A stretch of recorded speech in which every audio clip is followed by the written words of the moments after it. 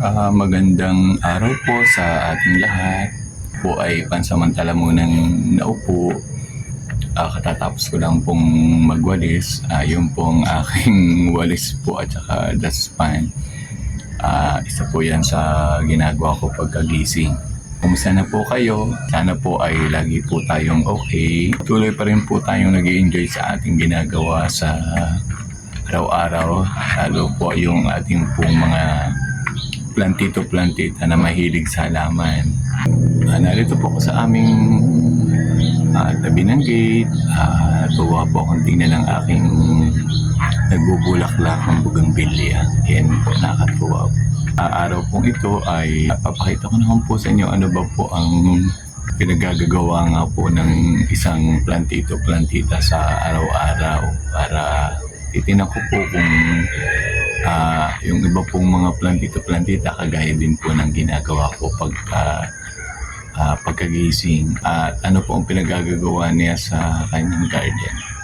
So sana po ang video ko pong ito ay magustuhan po ninyo. Ito pa rin po yung aking tanim na talong. Up to now po ay ganun pa rin po, ang dami pa rin po niyang mamunga. So dalawa po sila, ito po yung talong na galing po sa pamangkin ko na nasa Amerika na seeds o buto po na itinanim ko. Ito naman po yung isa. Ayan po, dami pa rin pong bunga. Kakukuha ko lang po kahapon. Ito po ang talong na sinasabi ko. Tayo nyo po. Ito po ay napakatagal na. Lahat na po ng video ko ay halos ay pakita ko na po ito yung pag-harvest ng mga kapatid ko. Pero tingnan nyo po, ang taas na po halos aabot na po sa kuryente. Ito naman po yung isa, yung araw-araw. Hanggang labas po. May bunga pa rin po yan. Kukuha po ang ka-harvest. Ayan po ang mga dahon po, mga tuyong dahon pong pumatak galing po sa talong. So aalsin ko po yan. Isa-isa ko po yan pupulutin ng medyo maganda naman po ang loob po ng taniman. Dahon ng talong na naalis ko. Kita po ninyo, ang dami rin po. Marami-rami rin po yan. Kaya araw-araw po, inaalsan ko po ng tuyong dahon, yung aking pong pinagtamnan ng talong para at ng strawberry po para mas maganda po siyang tingnan. Ito po yung pinagtamnan ko po ng strawberry at saka ng talong. Yan, yung maalsan ko po ng dahon. Yan, kaganda po niyang tingnan. Yan. Ito po, ang ganda po ng strawberry. Gusto po ng strawberry din kasi malinis din po ang area. So, yun po ang inalis ko ito yung dahon. Yan po ang aking pong tanim na talong na nagpapatak po ng tuyong dahon. Yan po yung isa. Ito naman po yung padalwa. Ayan. Dami rin pong bunga sa ilalim. Nakakatuwa po. Ayan po. Araw-araw po inaalsan ko po yan ng tuyong dahon nagpapatak ng maganda pong tingnan. Ito po ang ginagawa ko. Ganito po. Ayan. Inaalis ko po yung makikita ko po ito yung dahon ng malinis po ang area.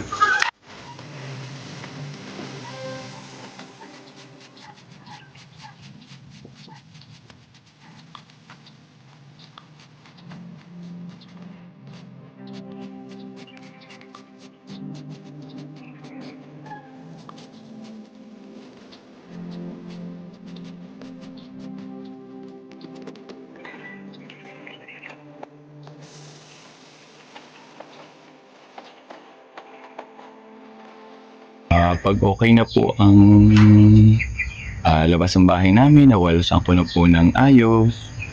Dito naman po ako ulit. Sa loob naman po ng garden. Dito naman po ang pagwawalsing ko. Everyday routine ko po yun. Na pagkatapos mawalis ang labas ng bahay, Ito naman pong loob naman ng garden. Bago po ako magwalis, umupo muna po ako dito sa aking pong propagation area, sa kubo po.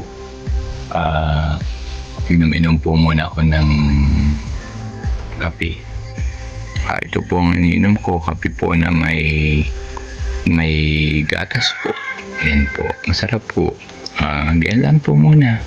Mamaya na po todo ng kain pag nagtanghalian. Hindi na po ako masyado magmamadali ng pagwawalis. Unlike po noon na magkaroon ng bagyo na talaga naman po ang mga dahon po ay kalat. Talaga naman po sobrang dami din ngayon po. Pag po ang area natin ay araw-araw po natin na nalilinis.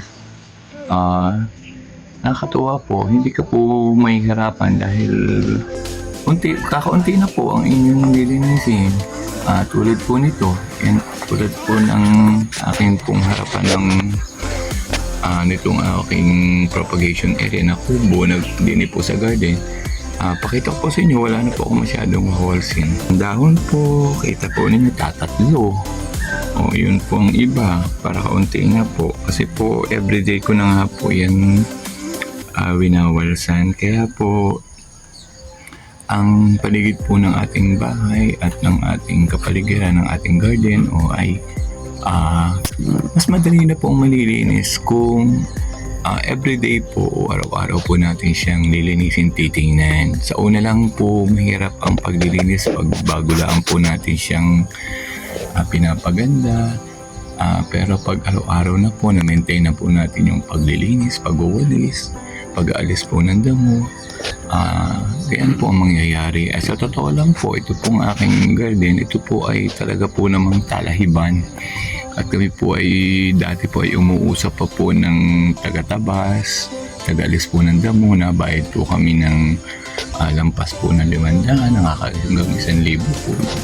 Sa kalakihan po sa kadamihan po ng damo. Pero ngayon, awa po ng Diyos, natyaga ko po siya ng palinis-linis, pang araw-araw, pag wala papasok doon, ako nagtuturo. Ayan, ngayon po, kahit pa paano, okay na po siya.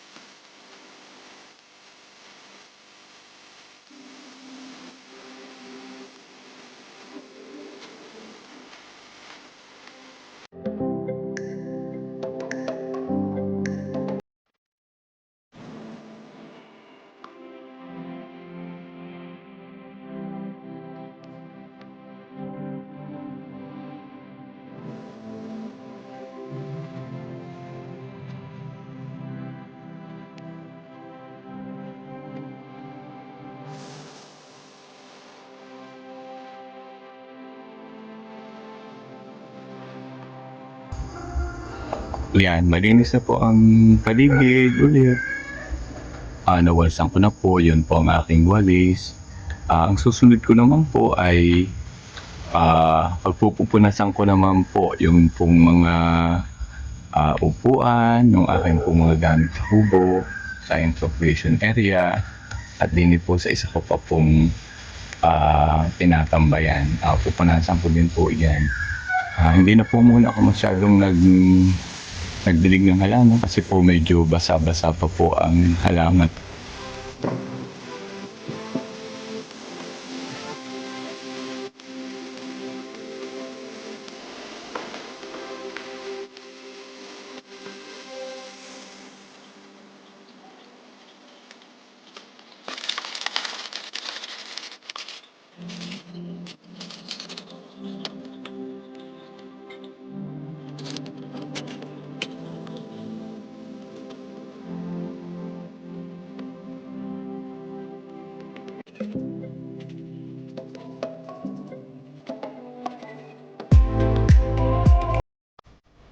Yeah, malinis na po ang garden. Pwede na po akong magluto ng tanghalian.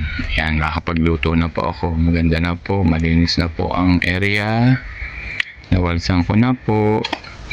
So, pwede na po akong magluto naman ng aming kakainin mag-ina ngayong tanghalian. Bye for now po muna. Salamat po.